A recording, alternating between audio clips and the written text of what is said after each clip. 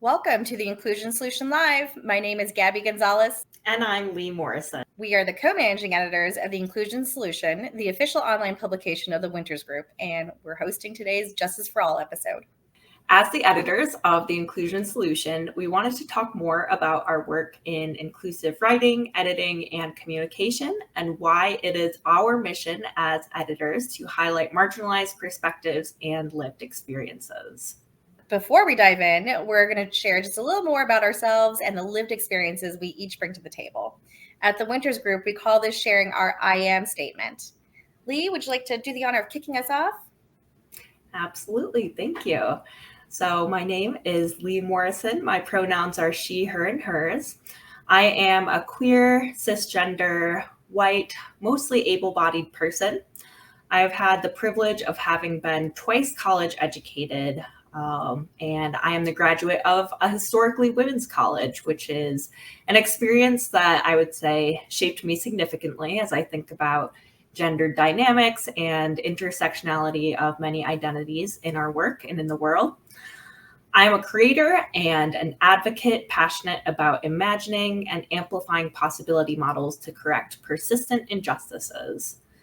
I'm also an educator and a lifelong learner. And for me, those identities are closely intertwined.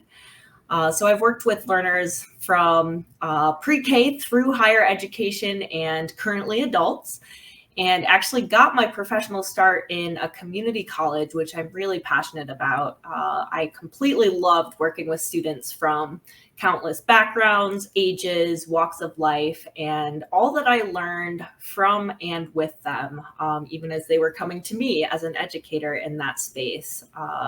Certainly would say that I learned a lot from and with them. And that's one of the spaces I really developed a lot of curiosity about cultural differences and effectively bridging across them. Also, in my current professional role, I'm a manager of learning and innovation at the Winters Group, where I'm responsible for designing transformative, human-centered learning experiences for learners in many industries.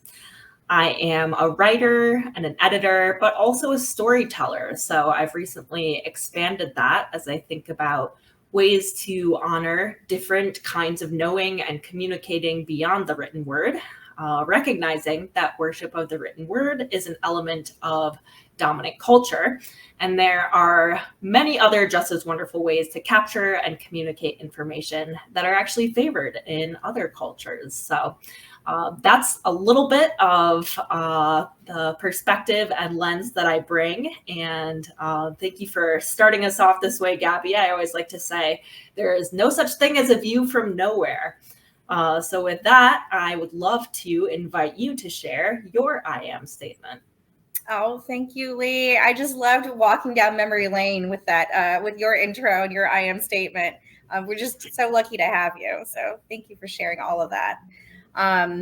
Okay, for me, let's see. My pronouns are she, her. I'm a cisgender woman. My generation is Gen X. I identify as both a Midwesterner and a New Yorker. I've lived in New York for almost 20 years, and I'm a former Angelino. One of the first things you might notice about me if you're not visually impaired is that I am a Filipina American. Some things you wouldn't know by looking at me include that I am the mother of an amazing 4-year-old with special needs. I fight for him every day, and I'm proud of it. I identify, oh, thank you. I identify as neurodivergent. I'm also a wife, a sister, a cousin, an aunt. I grew up as the daughter of a widowed mother who immigrated here from the Philippines. I'm now an in-law with a large extended family. I'm a best friend, a community organizer, a volunteer, an activist, and a survivor of sexual assault, which I talk about openly.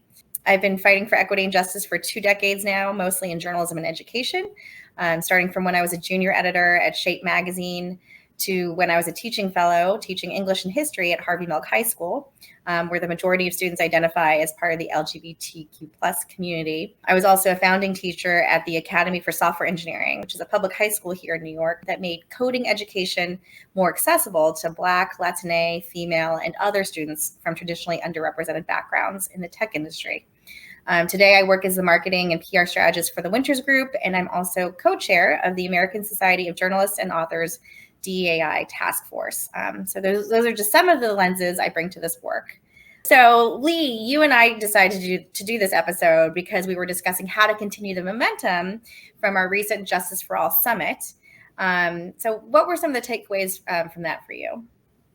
So I think some of the highlights I would lift up, I think we had quite a variety of voices in our speakers and panelists at the summit. And I think what they really brought to the space in terms of some key takeaways and themes for me were that even though, we've seen some political and legislative attacks on DEI work and many related spaces that we may exist in, that this is a predictable result of progress being made, and that, it's just important to keep at it, keep speaking to your values, and lifting up why we do this work, how it can benefit everyone. So I felt like there was just a lot of enthusiasm among the participants and speakers. It was just a really needed energy boost, I think, for a lot of folks working in this space or curious about it. So yeah, I would love to hear from you what you took from the summit. Yes, +1 to everything you just said. I loved all the energy, and just, it was very affirming and just validating to be around people who were still so passionate about this work.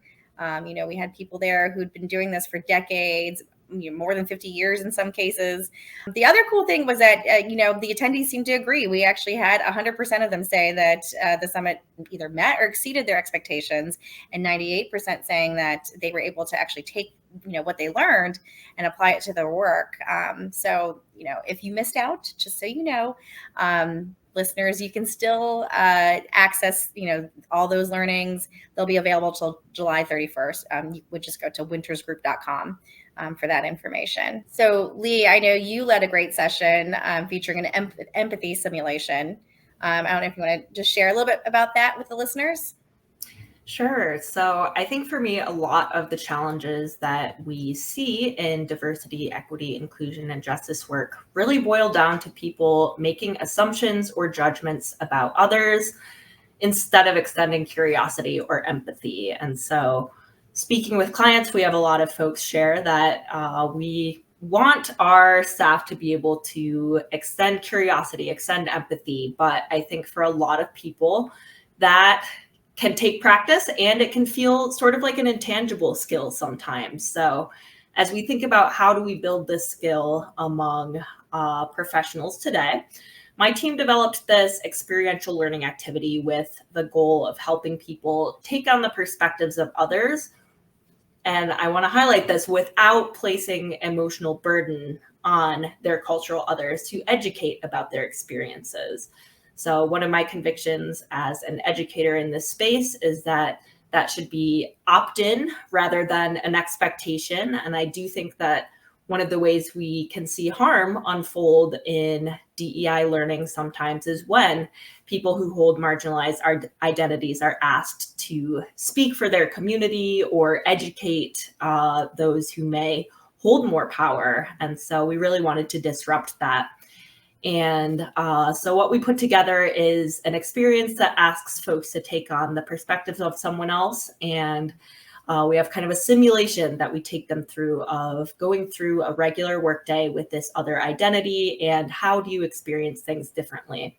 And without fail, we have a lot of powerful aha moments and insights that come up for folks that I believe lead them to just be more empathetic in their day-to-day work. So that was what my session was focused on, and would love for you to also share. I know you moderated a panel session at the summit that is actually very relevant to our conversation today, if you'd like to share a bit more. Oh, sure. Yes. Thank you. And I just wanted to say, I mean, it's so important, that empathy piece and that skill, just everything you're saying. It's like just always being mindful of that extra burden or that extra layer that can sometimes fall on those who are marginalized identities can be so exhausting. And, just anything that we can do to build up that awareness to really help people self-reflect and self-educate when they can, is so key to helping everyone, helping lift up everyone. So thank you for leading that. Let's see, for mine, that was a really great conversation. We had Leah Dinella from NPR's Code Switch, Catherine Reynolds Lewis of the Institute for Independent Journalists, and Lottie Joyner, and she's an award-winning writer and former editor-in-chief of The Crisis, which is the official publication of the NAACP. So we were really lucky to have all of them. And our conversation, we touched upon like how much we miss when we don't have representation of diverse communities and diverse voices in the media, which sort of brings us full circle to the work that we do on the inclusion solution, which is going to be the focus of today's discussion. Yeah, so you and I have been working on Inclusion Solution together for several years now, and I thought that we might just want to share a little bit about our experience of that and some of the editing guidelines we put together last year. So both of us have expertise in inclusive language and communication, and we were able to bring that to our editing. But as we were reviewing past submissions, there were kind of some themes that came up in terms of language and framing that we were often having to edit before publication. So the result of this was that we did some brainstorming and came up with this guideline document for our writers and suggested some language and framing to avoid or be mindful of. And I just wanted to share a few of those guidelines in terms of what we are looking for on our publication.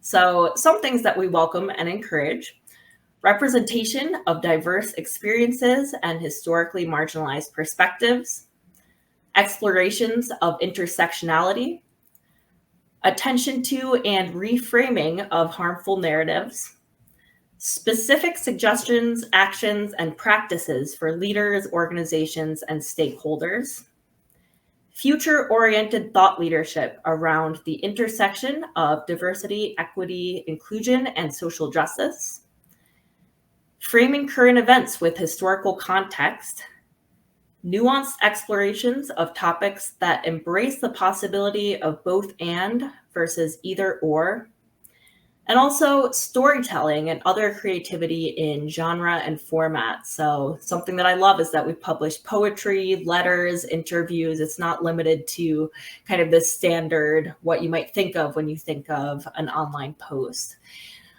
So we just covered a lot. I would love to invite you, Gabby. Is there anything that you would want to highlight in terms of why it is important to you as an editor from that list?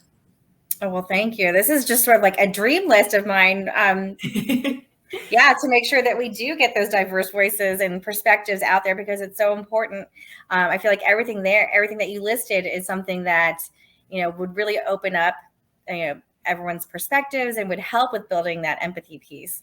So for me, clearly getting that representation, but also the point that you made about the intersectionality and just being able to, reframe harmful narratives. I think all of us, when we do that self-reflection piece first and we start really digging into, all of our own I am statements and thinking about, where we hold privilege and places where we don't, that's when you can really start relating to others. And when we share that, which is what happens, when people are reading the inclusion solution or writing for it, our ability to be able to relate and make those connections and to, really work across those differences just gets even stronger. Yeah, so those are the ones that were sticking out to me. What about you, Leigh? Yeah, so I think one that came up a lot for me was framing current events with historical context, because every so often we would get a submission that I felt like wasn't necessarily honoring the history behind the topic. And, I think it's very important in terms of our approaches at the Winters Group to understand the history behind something and the complexity, perhaps the history of marginalization and how power has impacted what we are seeing today currently. And I would say that especially given the attacks on K-12 curriculum and also in higher ed spaces today, where people are actually trying to limit people's access to this information about history because they claim that it is divisive or that it is no longer relevant. I just reject that with every fiber of my being. I think it's so important to my own education and understanding of the world that I have developed a lot of awareness about history that I may not have necessarily encountered in school. And I absolutely use the word ignorance as it is defined, of just not knowing. It's not necessarily a dig or anything like that, but I absolutely recognize there are many things that I have a lot more to learn about in my own life. And I think it's just really critical, especially when we're thinking about folks having a platform, that we are giving that history its due diligence. So that's one that comes up for me. And then I would just highlight a few other bits of guidance that we included in this document of guidelines for our writers. One that I think is really important to me is asset-based framing versus deficit-based. And this is, we see a lot of narratives in the media around historically marginalized groups. And oftentimes they may be deficit-based. They may be infused with biases or perhaps a lack of understanding of that history. So making sure that we're asking our writers to understand the history and bring asset-based framing, or calling out, what benefits, what valuable experiences people are bringing because of those identities that may, quote unquote, make them different from a perceived norm. And then also, I always like to call this out because we have sometimes these little wording things that really make a difference, because language matters. So we've encouraged our writers to maybe consider avoiding the term minority, partly because we want to recognize that actually people of color are representative of a global majority.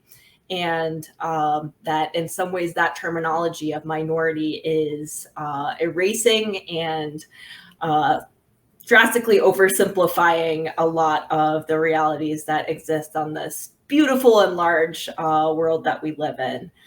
And we also invite people to be very thoughtful about their use of the word diverse, and make sure that we are using that to refer to a group rather than an individual. So there's no such thing as a diverse colleague. We are all diverse in relationship to one another. And so we invite people to share the specific dimensions of diversity that we're referring to. So whether that is queer communities or Black, Indigenous, people of color. Also acknowledging power differences directly, and a phrase that I use a lot is historically marginalized groups, which can be used in place of that word diverse. So those are a couple things that I would lift up, and would love to know what else jumps out to you as you think about our writer guidelines. Oh, for sure. And, when you were just speaking, it reminded me of, using even the term historically excluded groups too, just to point out there was someone doing something there, right? Absolutely. There's an action in that ED at the end. Exactly. Yes. And so just making people really mindful of that. And, other things that we've, learned over the years, just as far as like things that are helpful to point out to our writers, just thinking about when we use ableist language or anything that could be stigmatizing. For example, one big one that I hear a lot sometimes in other contexts is when people will use the term blind spot. And I know that we try to use area of limited perspective instead. And, there are other suggestions as well, like, instead of saying something is crippling, you could describe it as intense or horrible, or describing something as tone deaf, maybe try to use miss the mark or insensitive, something along those lines. Just again, to help with that empathy piece, right? And are these really the words that we want to be using in the language, because it perpetuates other assumptions and othering, actually.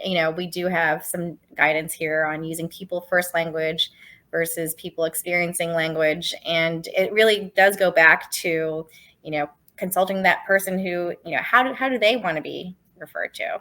And let's go with that, because, even with, we have some folks who in the blind community want to be called blind, right? And, don't want to be known as visually impaired.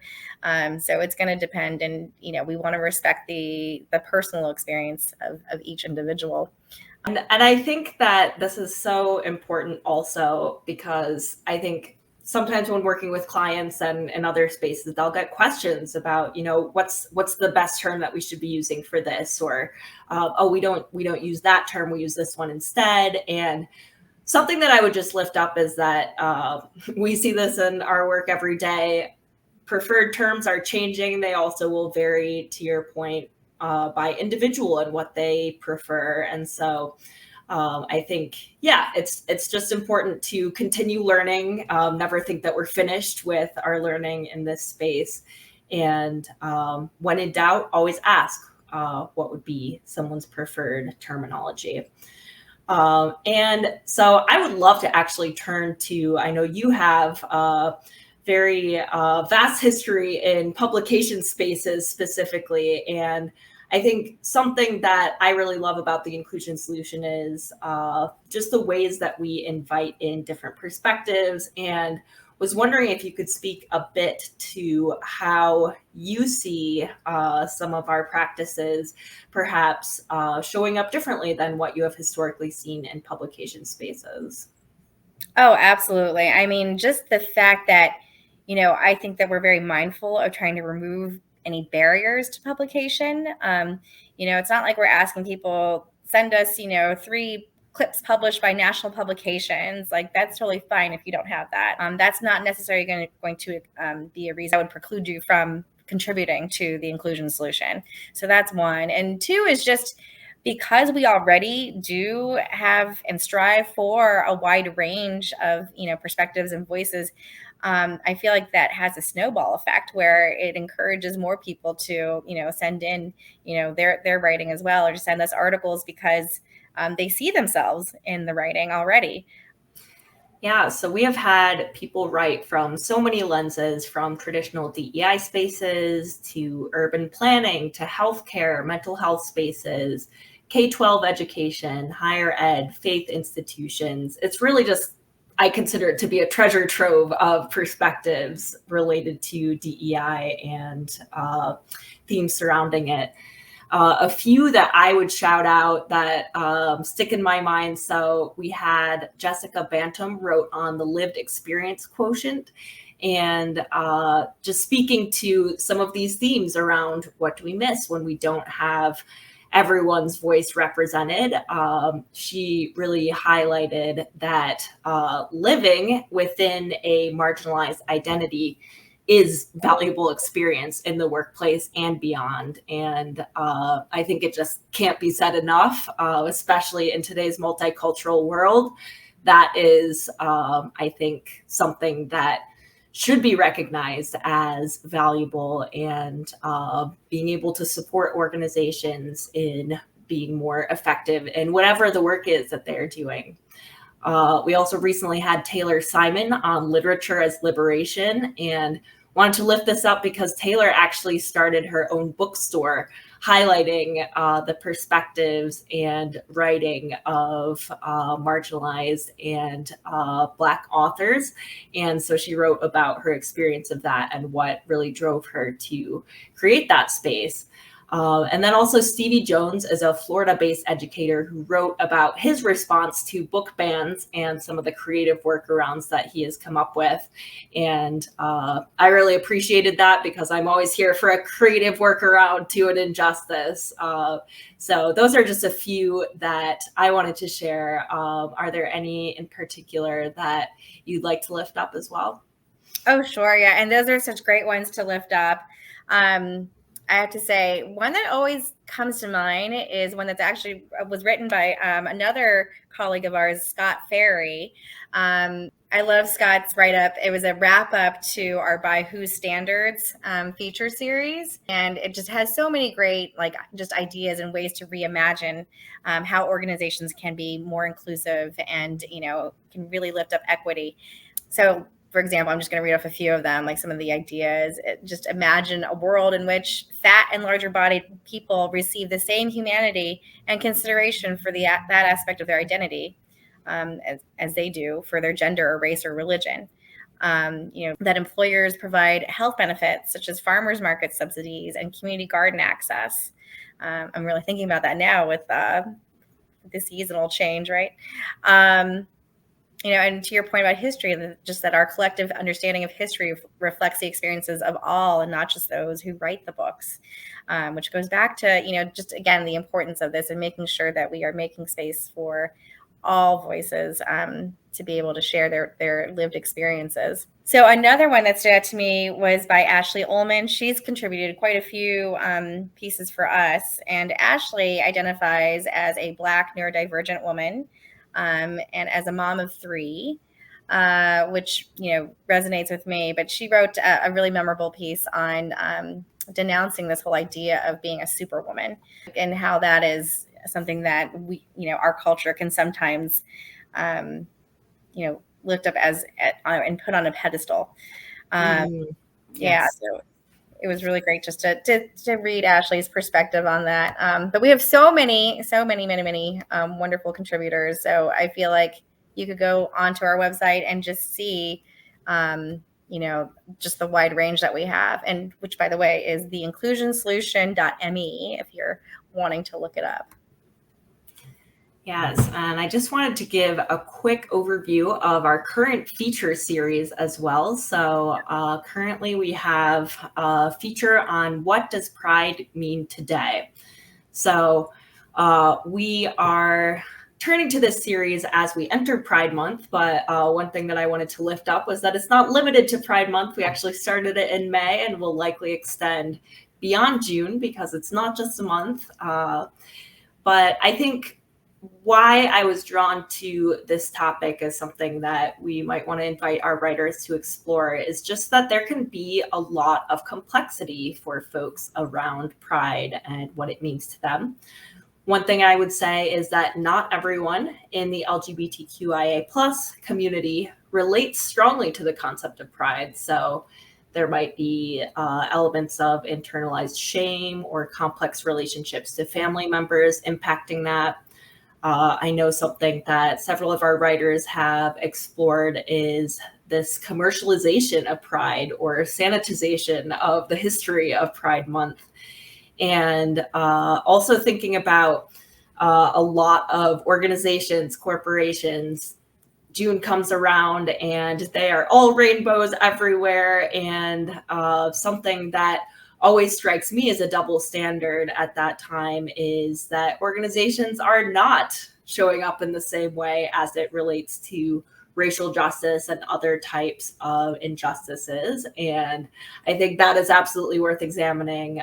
So I have a post that I wrote about that a couple of years ago, still comes to mind every year.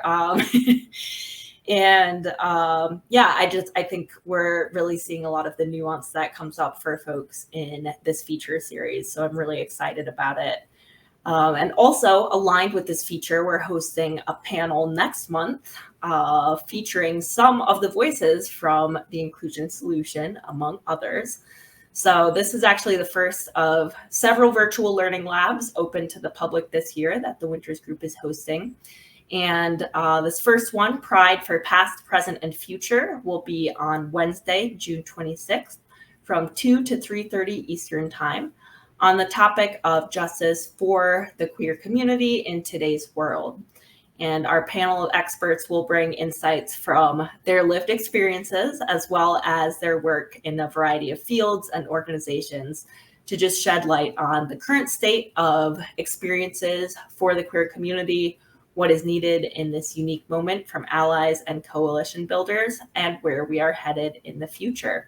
So hope some folks can join us for this conversation. I'm really looking forward to it.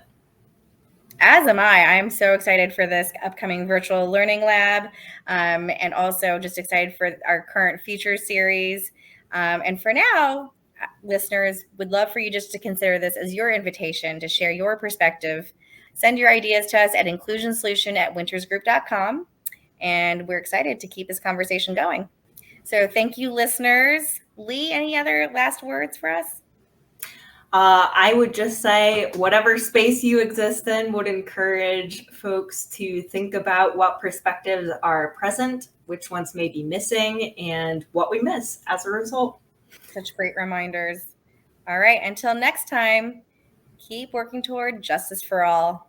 Thank you. Thank you, Gabby.